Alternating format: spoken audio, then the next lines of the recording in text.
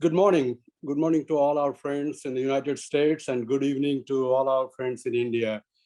This is truly, uh, I'm truly thankful for all of you to participate in this webinar. This webinar is getting better and bigger because of your participation and because of your feedback. Today, we have expert panelists and also a topic which is very close to our hearts. As you know, that I have mentioned this before, and I have not forgotten this image of almost 70 years ago, I saw my grandmother standing in a line in Puri, Odisha, collecting water. And now 70 years have gone, but still I read reports that 200 million people around the world have to travel almost half an hour each way to collect water. And just think about fetching water is such a painful thing and so much physically demanding, especially for pregnant women and girls. You know, we talk about artificial intelligence, we talk about space flights, we talk about a lot of big things in the world, but the simple thing to have clean, safe, quality water is the most important thing. And we take so many things granted in this country, but when you think about, just think about in India, 70% of the groundwater is contaminated either by human, animal, agricultural, and industrial waste. Although the government has done a laudable job and they're trying to provide clean water to various houses, but the issue remains the contaminated water and sanitation is probably the most important public health issues in India. I am a board member of Safe Water Network, and Safe Water Network has been in India for 10 years. And I am very proud to say that what they have done is remarkable. With limited budget, they have empowered women, they have created innovative tools, they have really used a market-based model to convert the women who are water carriers to water entrepreneurs. And today, we have the pleasure of listening to some of these panelists who are going to tell us exactly what their perspectives are. And it is my pleasure to introduce Bhavani Parmeshwar. She has been a senior leader in ITC in India. She has been in the United States. She is an expert in the environmental, social, and governance field. And she's very close to the organizations who are working to empower women. So she brings deep perspective to this webinar. Please welcome Bhavani. Bhavani, thank you for your time. Now we're going to listen to you. Thank you. Thank you, Surya, for your kind introduction. Good morning, good evening, and everything in between to all participants. The global demand for water is increasing. The UN forecasts that at current usage levels, world demand will exceed supply by 40% by 2030. Water is a human right, but women are the ones who bear the disproportionate burden of gathering it for household use in many water-stressed communities all over the world. And their plight is just going to get worse without targeted help. As Surya was talking about before, fetching water is an arduous process with long distances to cover and loads of 50 to 100 pounds to carry per day. It's also time-consuming and fraught with risks and dangers for women. To attain the goal of empowering the world's women, we must reduce the weight of water on their shoulders. With particular focus on India, 75% of the Indian households do not have drinking water on their premises.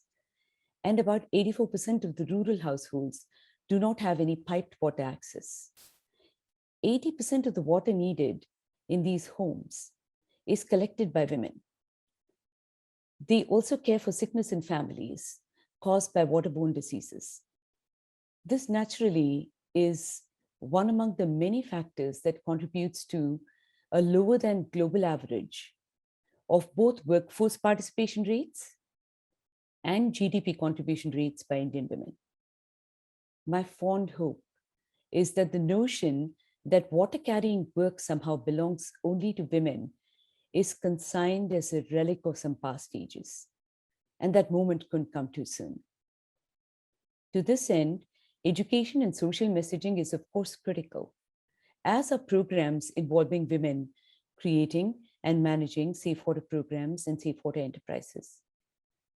The women's voices and participation are critical to ensuring safe community water supply is beyond doubt.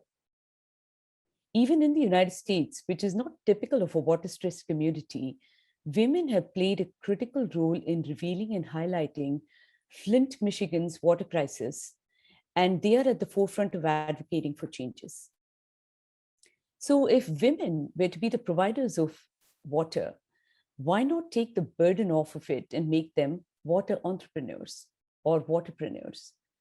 This is one of the core missions of Safe Water Network, which I feel a very strong motivation to serve in any way, shape, or form.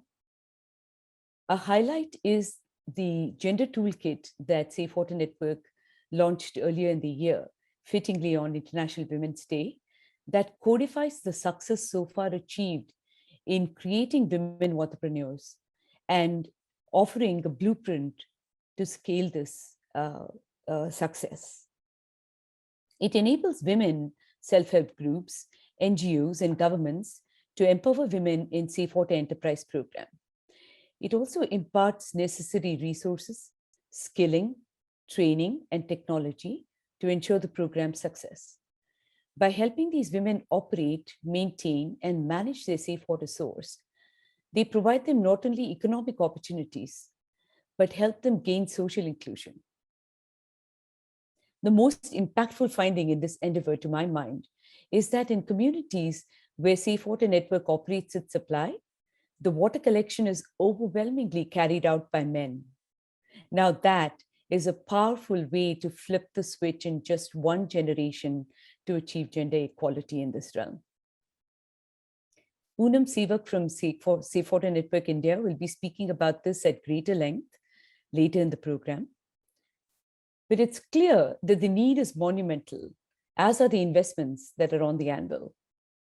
The government has launched the Jal Jeevan Mission in 2019 under the auspices of a newly created Union Ministry of Jal Shakti to ensure 100% functional water supply in rural areas in India by 2024, with a budget upwards of $50 billion US. This mission seeks to ensure the functionality of existing water supply systems and water quality monitoring and testing as well. The government's commitment of investment is huge, and there is critical work being done in this space as well. This is exactly the reason Safe Water Network's mission assumes a greater importance. Its value add in the area of innovations like remote monitoring systems and in 24/7 water supply, etc., is very much a need that can, it's a digital training toolkit. It can maintain and complement and bolster the objectives and investments of the government. And further, the collaborative community-based scaling up that is desired by the government is served by Safe Water Network's initiative as well. The gap in this realm is just too huge to be bridged by anyone. It is therefore rightly acknowledged that a private-public partnership, public-private partnership would be critical in bringing the vision of universal water supply in every household to fruition. We need to therefore renew and strengthen our support and commitment to Safe Water Network in its effort to empower women in a meaningful way to benefit communities as a whole. Seeing is believing goes the refrain. So I now invite you to watch a visual presentation of Safe Water Network's work in India. India, home to 1.35 billion people, has nearly 600 million of its inhabitants facing water stress. Safe Water Network has emerged over the last 14 years as a solution to this global challenge through decentralized and community-managed model. It was founded by the philanthropist Paul Newman along with John Whitehead and Josh Weston. Safe Water Network India has replicated this community-managed model and set up 330 stations known as iJal stations and reaching over 1 million people in need. These are operated by local communities, entrepreneurs and self-help groups. Local operators are trained in technical and entrepreneurial skills. Safe Water Network India has enabled 1,000 livelihoods, of which 26% are women operators. పాపను కాలేజీకి పంపించిన తర్వాత sir ఆఫీస్కి వెళ్ళిన తర్వాత 11:30-12 మధ్యలో ప్లాంట్కి వస్తాను. ప్లాంట్కి వచ్చిన తర్వాత అవన్నీ బుక్స్ చెక్ చేసుకొని రీఛార్జ్ కార్డ్స్ ఉంటే అవన్నీ రీఛార్జ్ చేసేసి ప్లాంట్ అంతా క్లీన్గా ఉందా లేదా చెక్ చేసుకొని సేఫ్ వాటర్ నెట్వర్క్ వాళ్ళు మాకు అంతా ట్రైనింగ్ ఇచ్చారు. What we did was put in a remote monitoring system. We put in the system of water ATM so that they have flexibility of time. While generating revenue to cover operating and maintenance costs, the Safe Water is sold at an affordable price. The medical expense for each episode of a waterborne disease is about 250 rupees per person, which doubles that of 120 rupees cost of iJal water for a month for an entire family. Amongst the two routes devised, the health route and the prosperity route, the community understood the health route better, which meant loss of school days for the children, loss of livelihood for the adult. Safe Water Network India contributes also to knowledge creation through policy and advisory services, publication of sector reports, field insights and impact assessments. An important achievement has been to provide technical and financial analysis for Har Ghar Jal Yojana, a program executed under the Jal Jeevan mission led by the government, which aims at providing functional taps to each rural household by 2024. I think water and women are inseparable.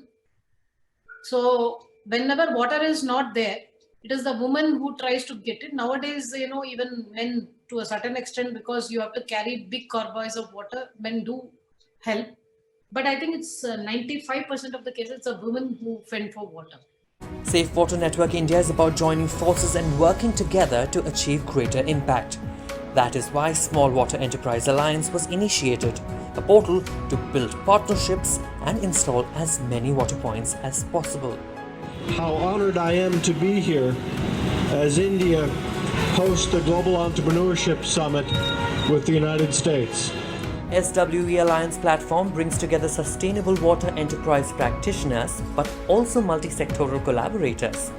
Together, they have implemented water kiosks across 23 states in India, as well as brought forth the Seva program, providing safe drinking water to the urban poor, ensuring sustainable water services for all. Our competency as well as level of operation is one of the best in the world.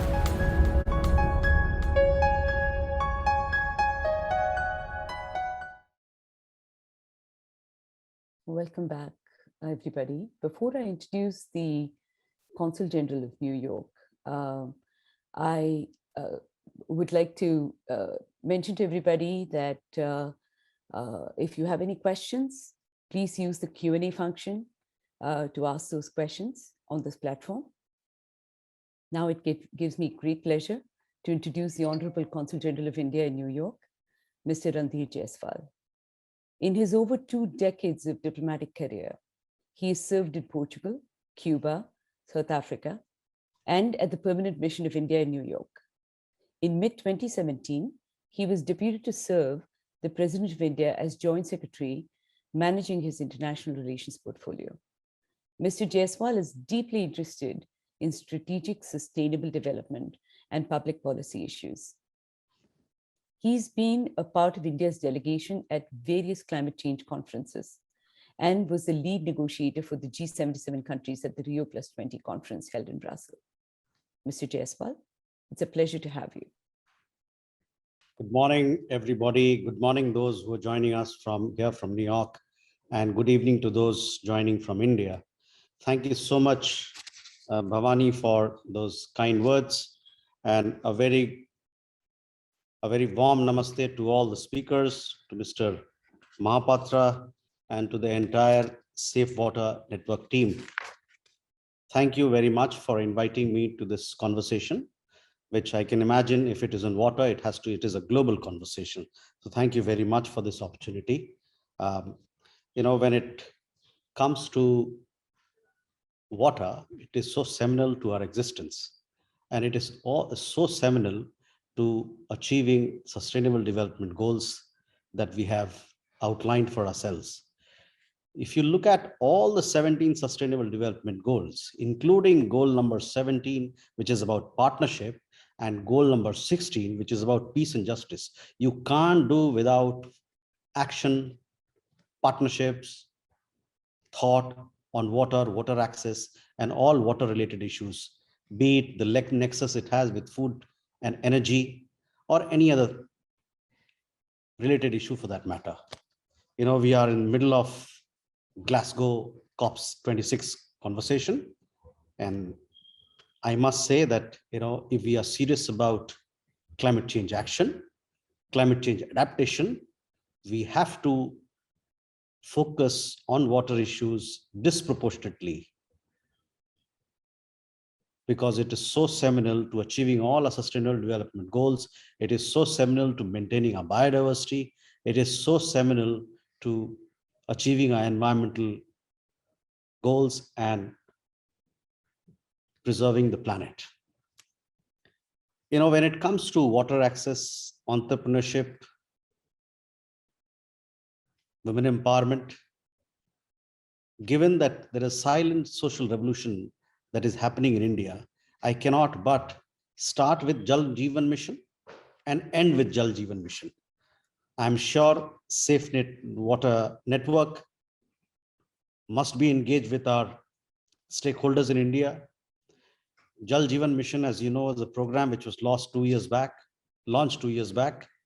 and it's a multi-stakeholder platform wherein you have the central government, you have the state government, you have civil society, you have the NGOs, you have knowledge partners, you have the UN systems, and you have organizations such as Safe Water Network, which are all together working to provide water access to rural households and urban households in the country.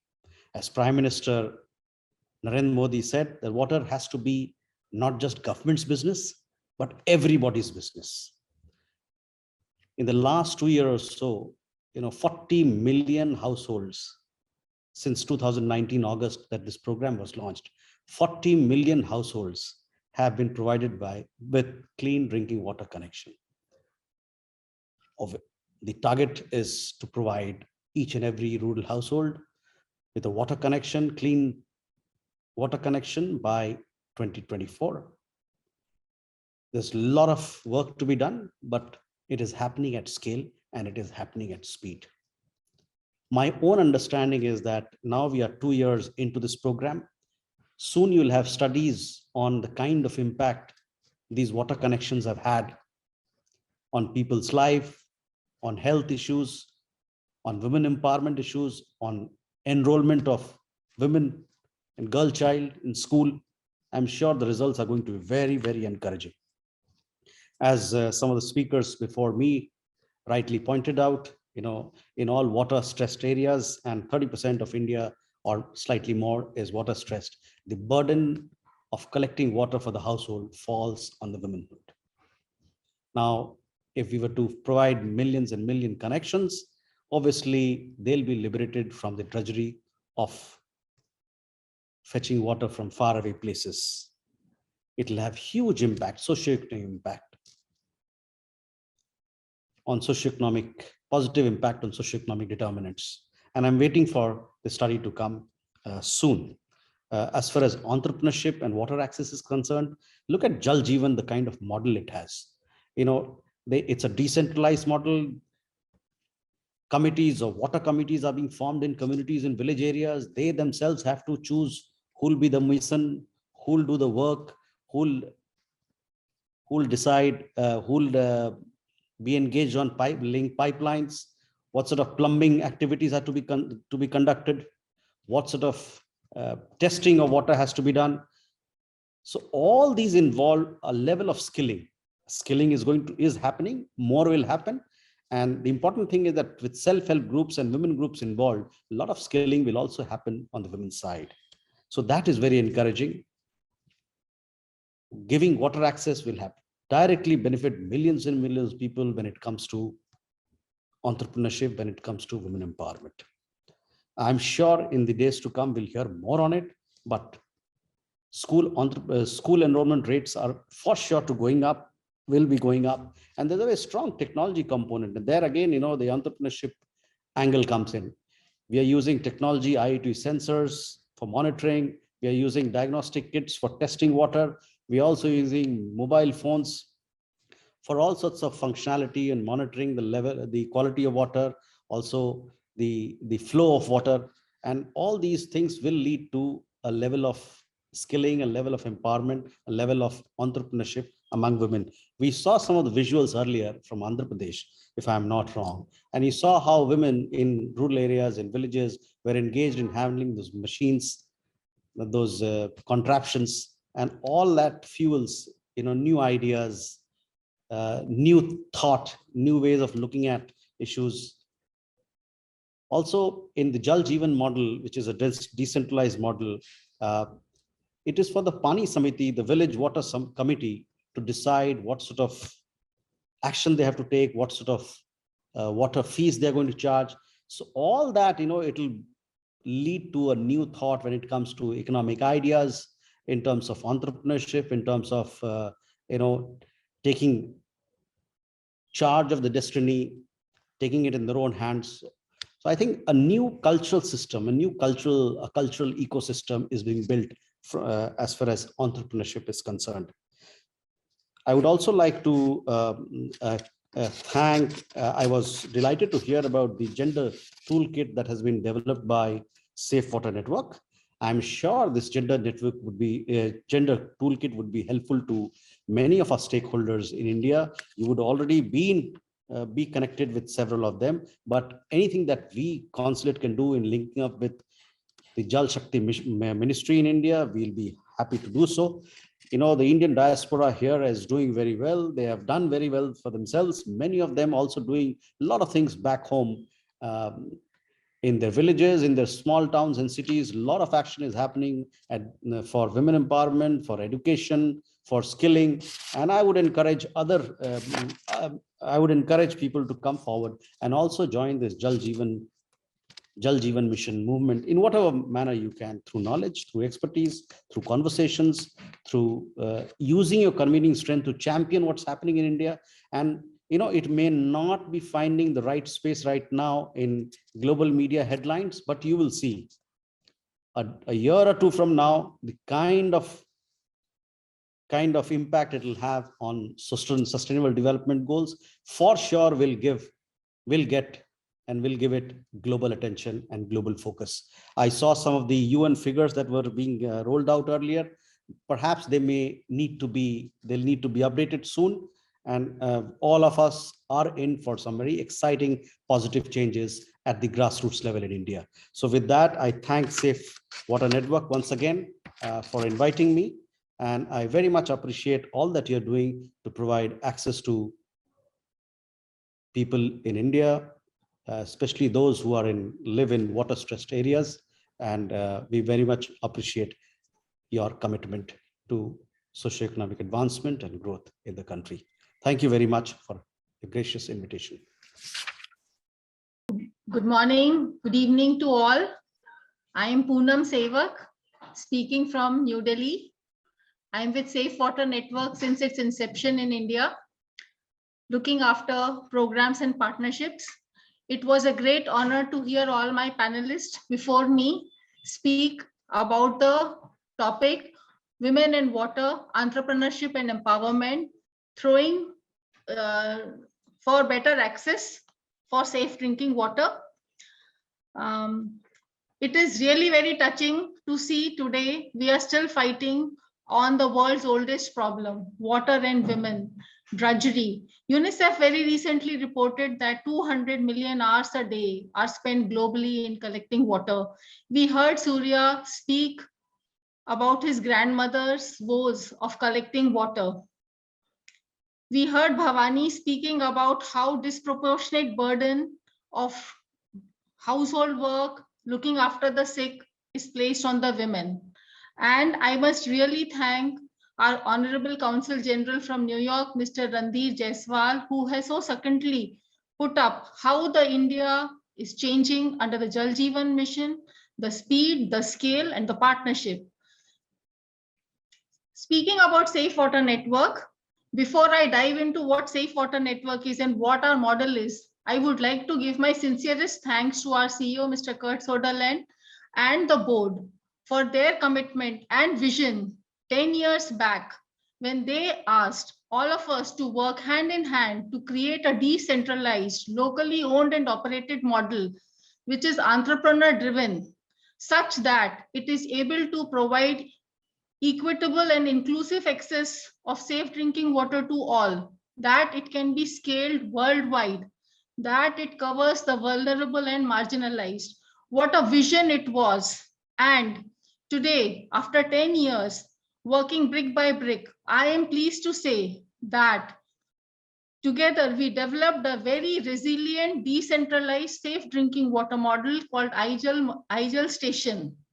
This model is resistant to climate change. It is resilient to COVID. It has proven its value in both reliability, sustainability, replicability, and partnership for scale. I will share with you how this model and the journey took place. I am only the voice from India who is carrying this story. There is a whole team who's working behind it, working day and night, working very passionately.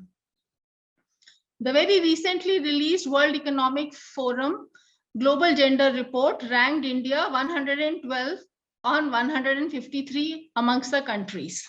It says that 1/5 of the labor participation rate is unpaid work. And the first ever Time Use Survey reported that Indian women spend 21% of their time in water collection. And how this is changing and how this should be changed so that we are able to give locally owned and operated safe water to our communities whom we serve.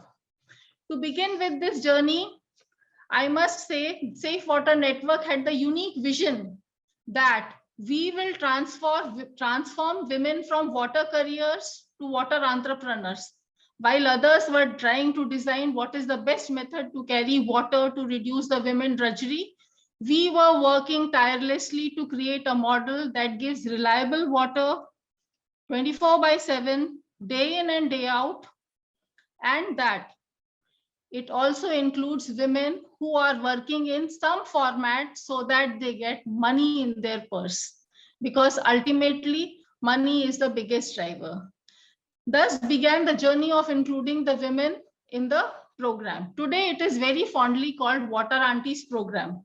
Water Aunties Program is not the name which we gave to the program. It is the name which community children gave it to the program, because they would come to collect water from the store and they'll see the women dispensing the water or recharging their water card. So they will call her Water Auntie.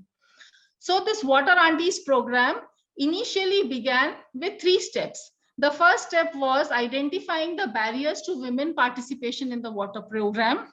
Second was the making of the Water Aunties Program. And third was the most critical program, which was retaining these women who have been trained. What did we do in the step 1? We meticulously identified the program's challenges. What are the social, political, educational, and institutional challenges? Let me tell you, we work with the local women who are semi-literate. And when I say semi-literate, they have very basic understanding of numbers or English or even their local language Telugu. We have to train them in the pictorial manner and So we began one by one solving for these problems. The first one was making the women emerge out of the patriarchy, rise above the rules and regulations and compulsions of the household. Second was how to make them politically included in the decision making. We just heard Mr. Jaiswal speak about how village water sanitation committees are coming into force these days and working. That's the place where we also chose to work. We worked with the local government, the Sarpanch and the village water sanitation committee to include women way back in 2010.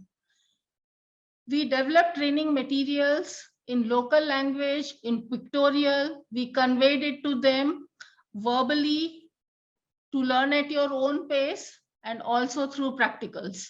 And then institutional, making the capital access to them, working with the district collectors so that the program is woven into the government schemes and it survives. The second step was pre-program.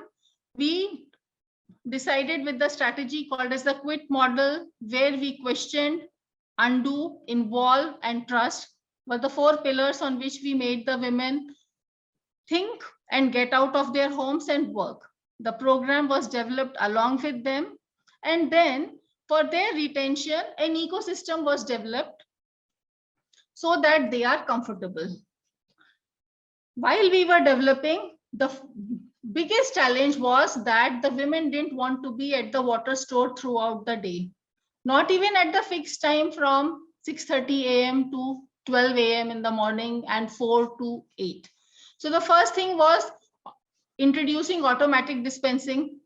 Secondly, they were not very willing to do the daily monitoring, evaluation, recording. So we got in the remote technology, remote monitoring system. This remote monitoring system captures 16 parameters with respect to the plant operations, the water quality, and the consumer participation, and it automatically sends signals and data to us every 15 minutes. It is also useful to us for predictive maintenance, which was a big boon in the Water Aunties program. Then we introduced the method of smart card or prepayment. And today, with India going digital through the digital payments, we are also having the QR code system, mobile payment, BHIM payment. So all these were put up way back in between 2014 to 2016, so that the model is redesigned for the women. And this reimagining of the program made us ready, and that is why we were able to handle and provide safe drinking water to all our 350 communities during the COVID. The government, the local government was very supportive. They gave us curfew passes. Our women were supported by the local administration, the state government, and this success was able because we had done all this in 2016.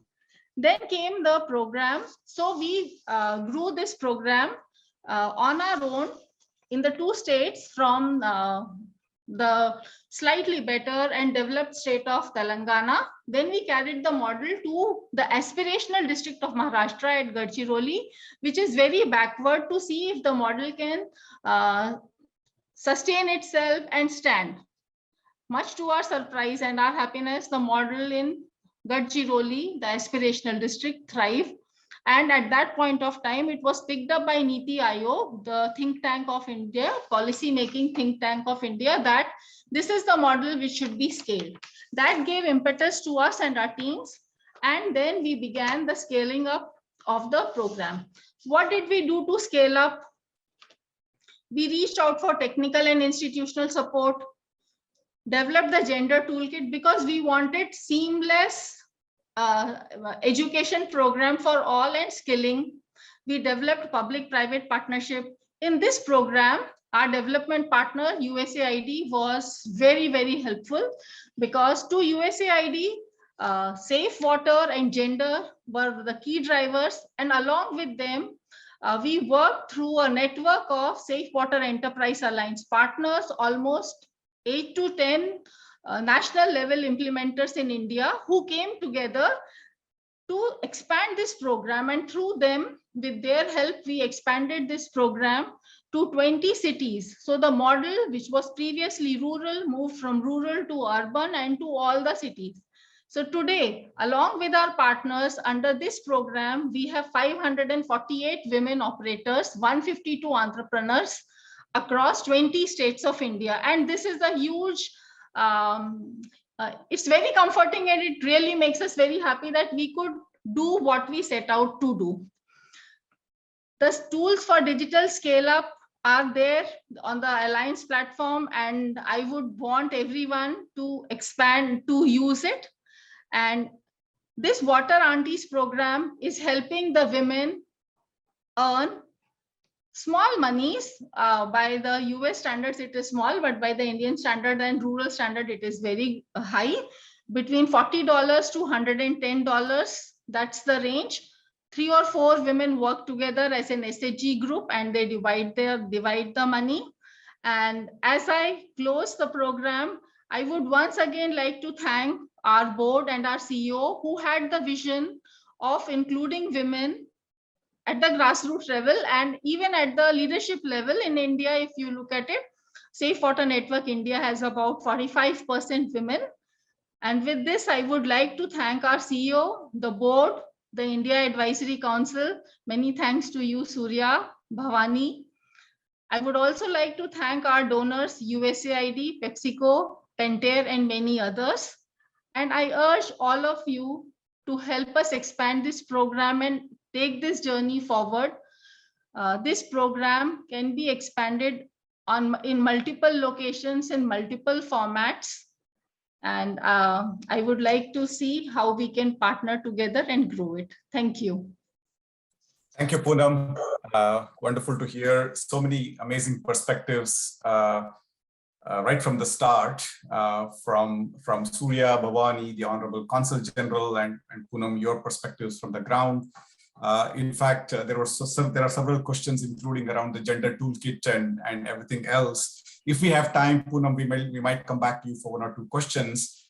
But without further ado, let me take the pleasure of introducing our closing keynote speaker, Ms. Nisha Biswal. Nisha, welcome to the program, and I've had the joy of interacting with you on multiple occasions and partnering with the USIBC. Nisha Biswal is the Senior Vice President of International Strategy and Global Initiatives at the US Chamber of Commerce. She is the President of the US-India Business Council and the US-Bangladesh Business Council. Formerly, she was the Assistant Secretary of State, South and Central Asia.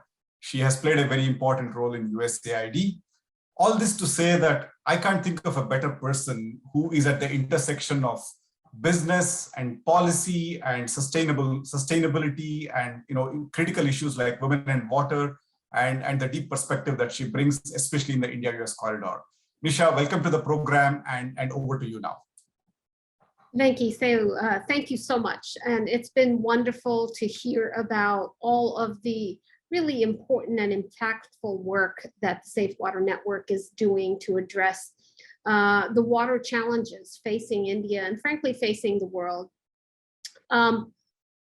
Good morning to all of you and good evening as well. And it was wonderful to hear from the Consul General as well on really the importance that the Indian government has placed on the water challenges that the country is facing with the Jal Shakti Ministry and the Jal Jeevan Mission.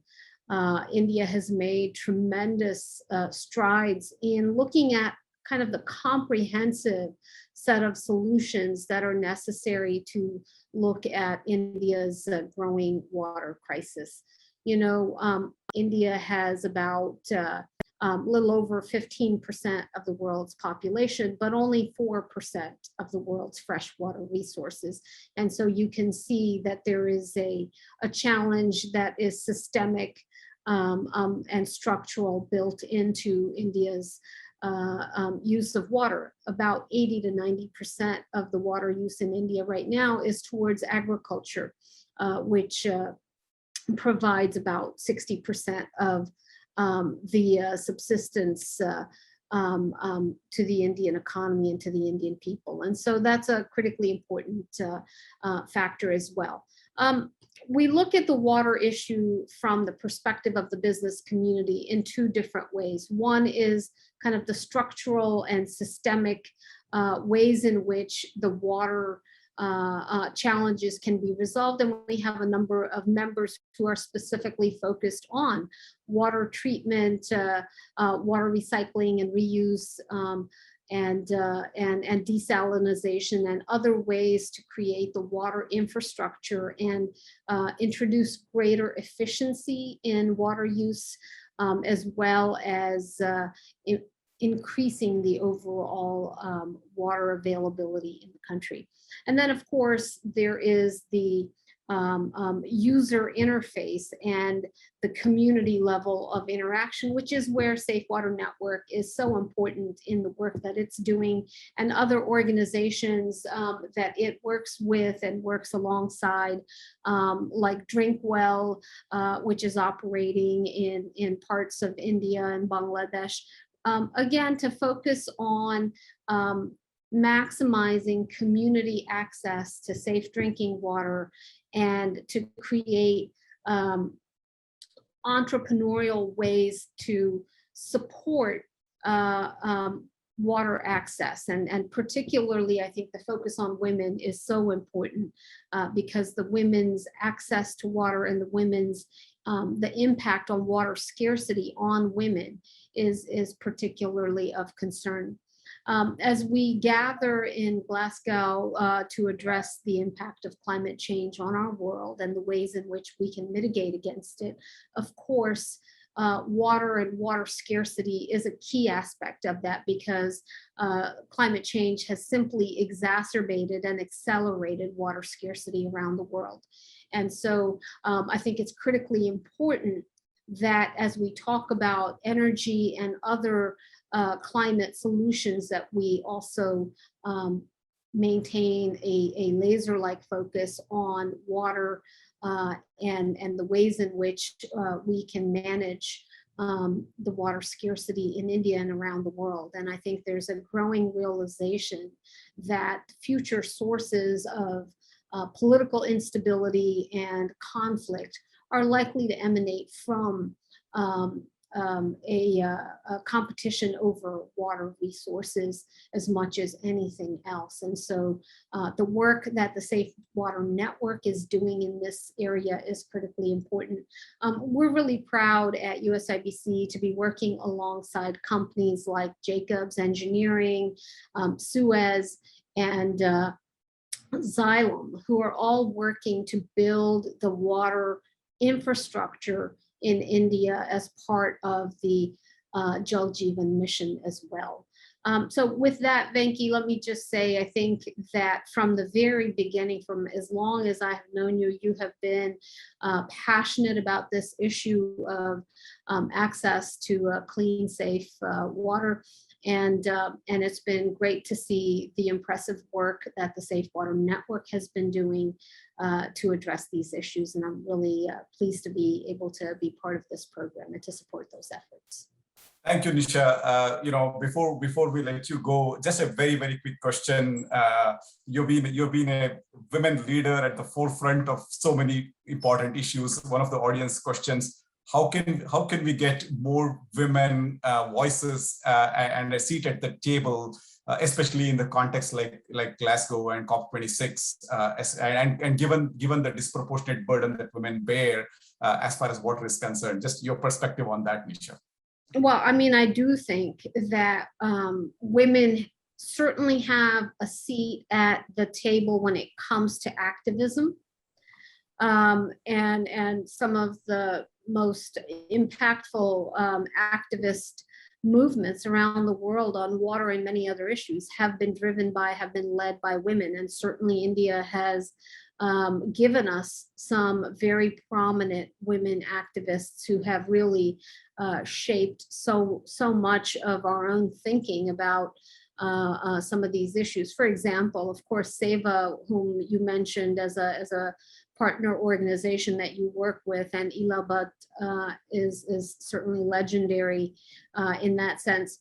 I think we are increasingly looking for more women at the political level and at the corporate level to help drive the solutions and to help ensure that the resources are targeted in a way that is going to address the gender impacts. And that's one of the things that, we've tried to do, is really focus on women in entrepreneurship and in corporate leadership, as well as engaging with women in political circles as well. So I think we are making progress. I think there's a lot more that needs to be done. Thank you, Nisha. And also, we know that you hurried back from New York early this morning to join this program. And so thank you so much for your perspectives. And thanks, Sonali Shetty, our supporter, for the question. Thank you, Nisha. I will now turn to Poonam. One quick question before we move on to the rest of the program. We have very little time left. Poonam, any perspectives on how to really expand the focus on women and the women, especially the social entrepreneurship part? Divya Gupta has raised that question. So just quick comments on that, Poonam, please. So with respect to women entrepreneurship, there are many opportunities, and the Jal Jeevan Mission Urban and the Amrit 2.0 both provide ample of opportunities. Women entrepreneurship today, we can see on the demand side, on the supply side, on the last mile connectivity, on water quality monitoring. We can see women being trained in like they're already working, as was also mentioned by the Council General, that under the Jal Jeevan Mission, we are training women entrepreneurs in 5 skills, right from masonry to pipe laying to leakage detection and leakage repair, monitoring, user fee collection. So the whole program is centered around entrepreneurship, and women have been given a preference so that they are included in the program. And coming to how Safe Water Network is expanding the entrepreneurship footprint, we are working on developing a water and women gender platform, working with like-minded organizations and partnerships, including the government, the private sector, so that more women can come into the fold. So the opportunities are plenty, and there are programs which have been completely thought through. They have been defined with respect to the resources needed, the finances needed, the time frames, and how the program will look up at various time period. Because as we heard the Council General also say that this is a program which is working on speed and scale both. So thank you, Poonam. May I, since we have a couple of minutes, I'm going to pose one more question from a participant, Shrutikirti Sriram. Shruti, who has joined us from India. She says, can you expound a little more on how the Safe Water Network combated societal barriers and resistance from women themselves, especially when the concept was first introduced to them? And when did you start seeing the acceptance? You mentioned this briefly, but one more couple of minutes on that, please. Okay, so very nicely, this is a question which has hit on the head. And as we say, the biggest barrier was making the women leave their jobs of artisan, cattle rearing, household work and agriculture and coming into the technology field, because they had a hesitancy and barrier based on their limited education in operating a plant, in handling money, in reporting. So initially, almost for first 3-4 months, we just could not crack the code at all. Despite all mobilizations, all focus group discussions, we hit a complete blank. Then we changed the track and we started saying, okay, 4 women, 6 women together in a group, if you come, we will let the whole group work. Then we agreed to their terms where they said that they will not operate the plant, they'll only look after the money. So we said, okay, whatever money you get from your daily revenue sales, you will be getting less money because you will have to employ an operator and you have to pay 3,500 rupees per month to the operator. They were happy to part with the money, but then they started looking after the plant. And I must tell you that in a year, all the women chucked out their operator and they started operating the plant themselves.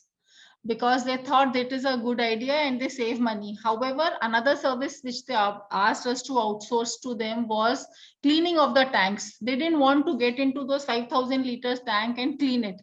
For that, they still rely on the local field service entity, and they call the person once every quarter, and I think they pay some 300 rupees, but they are happy to do. So over a period of time, they realize what jobs they like, what they will do, what they will outsource. And today, the only function which we see outsourced is the tank cleaning. Rest, all the functions have been picked up by women. And basically, it was the creation of lighthouse effect. And I must say the local government and the state government played an important role, because the message was advocated by them on various platforms. Thank you, Poonam. A lot more questions are pouring in, but we are running out of time. There was one recent question that came up was from Vijay, who asked about our work in Karnataka and issues, especially in North Karnataka. Yes, we have a strong partnership with Government of Karnataka. Our work is across the state of Karnataka. Bhavani mentioned the public-private partnership earlier. A very strong model is underway in Karnataka. Thank you, Poonam. I will now turn to invite our CEO, Kurt Sutherland, to provide us the closing remarks and help us conclude the program. Kurt, welcome. Thank you, Venki. I appreciate that very much. I really appreciate everyone's participation here today. A couple things just to close out, and before we all get on with the rest of our day. I just want to reinforce how important gender inclusion and empowerment has been since inception, a real key priority for the organization. We heard from Poonam today just how much we've advanced this agenda and expanding the role of women in management roles for the last decade. And it's really just been terrific to see this take shape and gain momentum in our own field work, but also, of course, other implementers that we work with across India.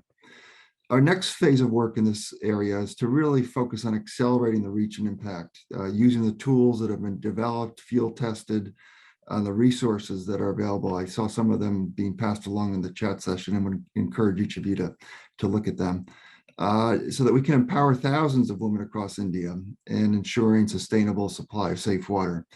It's so fundamental and so important for health, livelihoods, and of course, the engagement of women in this work is critical.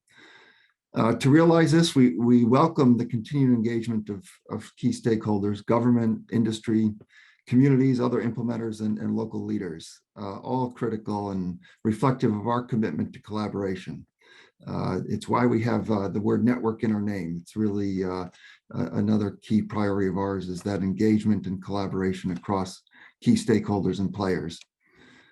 Finally, before I close, I just want a quick round of thanks, Poonam, to you and the team for the impressive work that you've done, the informative presentation that you provided, and really what we've done to make this this vision, this goal of ours a reality and realize positive impact for so many. Honorable Counsel General Jaiswal, thank you for your kind remarks, introductory remarks. It really reflects, I think, so much about what we look to do in partnership with government and advancing the goals, the big ambitious goals, considerable goals across India. And we welcome the opportunity for more engagement and partnership.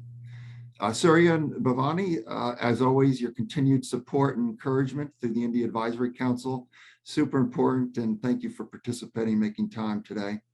Nisha, we look forward to partnering with USIBC, further engaging industry in this work. You did a terrific job of outlining some of the priorities of industry, and we welcome the opportunity to do more with industry and connect it really to the ground in very practical ways, and how we can make a difference. And of course, to our team, Venki, Marissa, Simran, for the event execution. It's terrific to see such an engaged group and participation. And then finally, before signing off, a big thank you to each of you for taking the time to join. We really appreciate your interest, your partnership. It's super important as we advance our own work. Please do stay in touch. Thank you.